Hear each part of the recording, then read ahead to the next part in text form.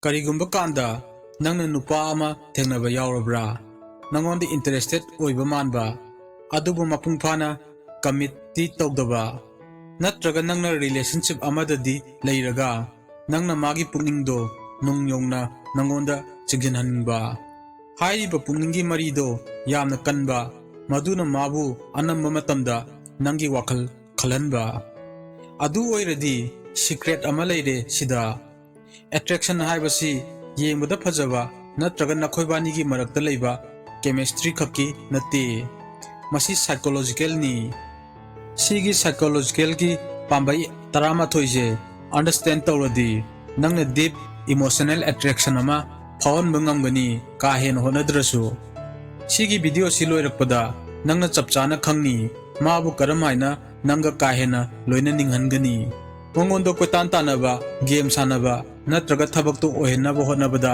nasana ngausetnadrasu haurasi adudi 1 ahanbada first impression gi matangda khangminasi nangna hana khangbra kanagumba amada nangi matangda opinion ama sembada second tare khak changi haibasi hoi chumi second tare khak tani aduna seconds kharaje karam haina kanaba logani aduna impress tawnaba dress selu magi dama khakki nattaba nasagisu maramdi confidence yamna magnetic oi adugi mathakta nasagi asengba nungsiba smile amadi strong eye contact tawbana magi attention sungsoi soidana phangani aduna nasagi confidence hakatpa dress ama setpa kanda nasada nungaiba phawba kanda mabu nangonda attract tawni aikoina ningsinggadabadi masi perfect oibagi wanate masidi matangdo memorable ohenbani aduga bonus tip amaga nasagi body language da attention piyu kok wangna hagatuna lepu arm cross tawganu aduga mana wari sarakpa matamda hakchangdo manglomda khitang changjallu masi tawbasina nangi confidence yamna hengadhalli 2 mathangi sidi mirroring technique ni masi psychological gi yamna kanaba technique amani nangna khangandabi moongda magi body language magi wahi gi tone natraga ngangthorokpa wahi oirasu matau tamba matamda masi tawbasina subconscious connection ama semi example oina magi hakchangna manglomda changjalakpa matamda nangna su manglomda changjanba mana nokpa matamda nangsu nokpa si tawbasi copycat oibagi wanate masidi puksel khoijel tinaba amatu oiba nungaiba mawong ama sembani masigi technique si therapy da su sijanai mari semnaba studies kharana su tai mirroring tawbasina thajaba amadi afaba mari semi haiba aduna mathangdadi nangna maga wari sanaba kanda masi try taw aduga nangna thajaroi mana kayam thuna nanga connected oiba feel tawge haiba adubu aikoina khangjangadabadi masi pangthokpada ka hena henjaloidabani kanamtana pamde pero tawna tawba sigi se nangi natural oiba amadi khangbada luba mawongda pangthokpana akhwaidagi best oi 3 ahum suba pambaidi curiosity gap ni aikoi miyoiba se paukhum answers phangnaba hotnaba pamanlaga semai aduna leptabida mana nangi wakhal khalaningadi mana hena pamaningagadi masi taw example oina nangna nomagi loina haidoktabida sumaina hayu nangna thajaroi ngasi kari tawge haiba adubu ai ko na haige nangonda si tawbasidani mangonda khangingba thawai yawba pohandoise sigi technique se wari sabada message thabada social media da post tawda seasonal mana karino oiramganina khanduna lehelu masina mabu nangonda hanjan hanjanna nanakta laghangani ningsingmu khangbangamdabasina akhwaidagi ahenba magnet ni adubu matom chupagi oina mabu khangandana thamba tawganu right oiba balance ama semu khangingba phawonba amadi connection gi marakta 4 amuk taski matangda wari sasi tas se aronba khulai amani attraction gi khajiktang touch tawbana nungsi mari semgatpa ngami. Khallu nakhoina nongminaba kanda gentle oina pambomda touch tawba kanda oxytocin thadoi bonding hormone haina su khangnaba. Masi tawbasina mana nanga naksanaba hena phawali. Adubu maru oiribadi natural amadi phibam matamga chanaba ohellu. Henjanna tawbana force tawba oina phawani. Niyom chumna timing chana tawbana magi pungning nangonda changani. 5. Mipung khudimak mina thagalakpada nungaiba phawi. Aduna sigi pambai sidi mabu superstar amagi moongda feel tahonbani. Aduna mana magi manglan ningba tungba share tarakpa matamda magi akhwaidagi ahenba cheerleader oibani. Magi maipakpa phanayamna apikpa oirasu harau nungaiba phongdu'u. Sumaina hayu nangdi yamna haiye thagatningaini. Nangna mabu value leina feel tahonba kanda magi positive feelings phawba khaido nangna mari leininghanggani. Adu phawbaduna mana nangbu magi akoibada leininghanggani. 6. Scarcity principle sidi game changer ni.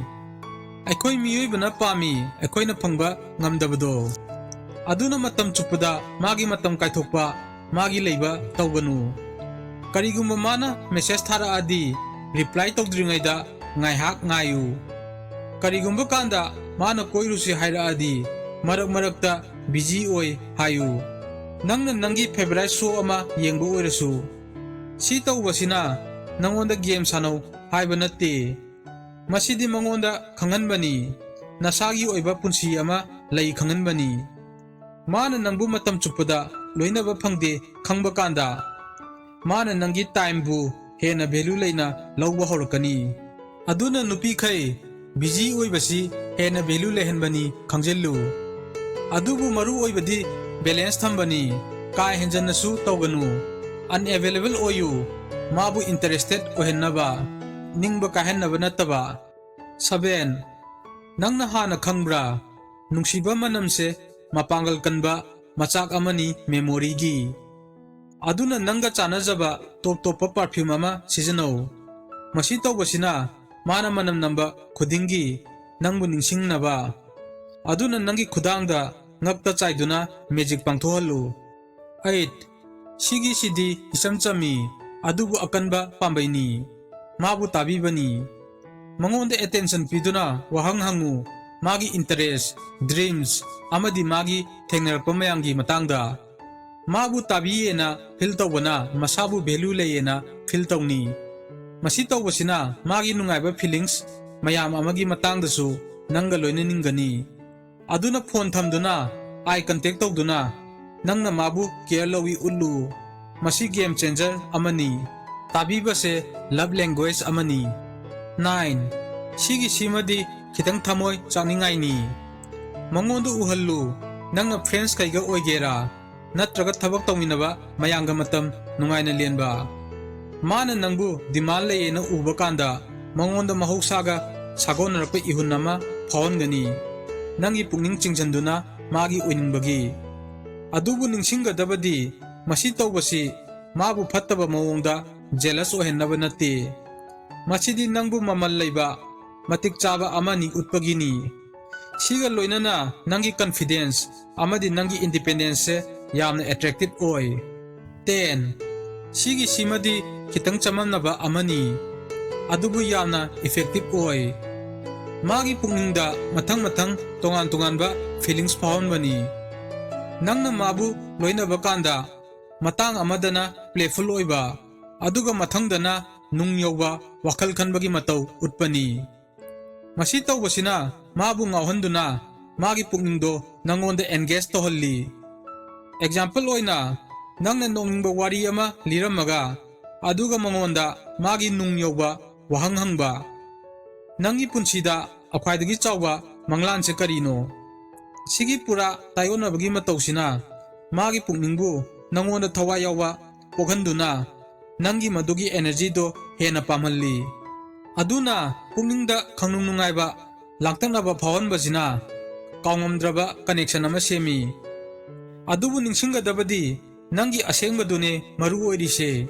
ꯄꯨꯛꯅꯤꯡꯗ ꯐꯥꯎꯕꯗꯨ ꯇꯧꯁꯟꯅꯒꯅꯨ ꯅꯪꯒꯤ ꯃꯍꯧꯁꯥꯒꯤ ꯑꯣꯏꯕ ꯑꯦꯅꯔꯖꯤꯗꯣ ꯃꯇꯤꯛ ꯃꯀꯥ ꯉꯥꯟꯍꯜꯂꯨ 11 ꯑꯔꯣꯏꯕ ꯑꯣꯏꯅ ꯑꯩꯈꯣꯏꯅ ꯈꯪꯒꯗꯕꯗꯤ ꯁꯪꯁꯥꯔꯁꯤꯗ ꯂꯩꯔꯤꯕ ꯄꯥꯝꯕꯩ ꯈꯨꯗꯤꯡꯃꯛ ꯋꯥꯛ ꯇꯧꯔꯣꯏ ꯀꯔꯤꯒꯨꯝꯕ ꯅꯪꯒꯤ ꯑꯁꯦꯡꯕꯗꯣ ꯑꯣꯏꯗ꯭ꯔꯗꯤ ꯑꯗꯨꯅ ꯅꯪꯒꯤ ꯄꯩꯊꯣꯛꯄ ꯁꯨꯛꯇꯣꯛꯄ ꯅꯪꯒꯤ ꯑꯅꯤꯡꯕ ꯑꯄꯥꯝꯕ ꯑꯃꯗꯤ ꯅꯪꯒꯤ ꯇꯣꯞ ꯇꯣꯞꯄ ꯃꯇꯧꯗꯣ ꯅꯁꯥꯅ ꯇꯔꯥꯝꯅ ꯎꯎ ꯅꯁꯥꯒꯤ ꯑꯣꯏꯖꯔꯤꯕꯗꯨꯗ ꯅꯁꯥꯅ ꯌꯥꯖꯕ ꯅꯨꯡꯉꯥꯏꯖꯕꯁꯦ ꯌꯥꯝꯅ ꯃꯦꯒꯅꯦꯇꯤꯛ ꯑꯣꯏ ꯑꯗꯨꯀꯥꯟꯗꯅꯤ ꯃꯇꯤꯛ ꯆꯥꯕ ꯅꯨꯄꯥꯗꯨꯅ ꯅꯪꯒꯤ ꯑꯁꯦꯡꯕ ꯑꯣꯏꯖꯔꯤꯕꯗꯨꯗ ꯉꯥꯎꯗꯨꯅ ꯅꯪꯒꯤ ꯅꯨꯡꯁꯤꯕꯗꯨꯗ ꯉꯥꯎꯗꯣꯏꯁꯦ ꯅꯁꯥꯕꯨ ꯍꯣꯡꯗꯣꯛꯇꯨꯅ ꯃꯥꯕꯨ ꯏꯝꯄ꯭ꯔꯦꯁ ꯇꯧꯅꯕ ꯍꯣꯠꯅꯕ ꯃꯤꯗꯨꯗ ꯅꯠꯇꯦ ꯑꯗꯨꯅ ꯅꯁꯥꯒꯤ ꯑꯣꯏꯖꯔꯤꯕꯗꯨꯗ ꯃꯇꯤꯛ ꯃꯀꯥ ꯉꯥꯟꯍꯜꯂꯨ ꯑꯗꯨꯅ ꯁꯤꯗ ꯂꯩꯔꯦ 11 ꯁꯥꯏꯀꯣꯂꯣꯖꯤꯀꯦꯜ ꯍꯦꯛꯁ ꯅꯨꯄꯥꯕꯨ ꯅꯪꯉꯣꯟꯗ ꯉꯥꯎꯍꯟꯅꯕ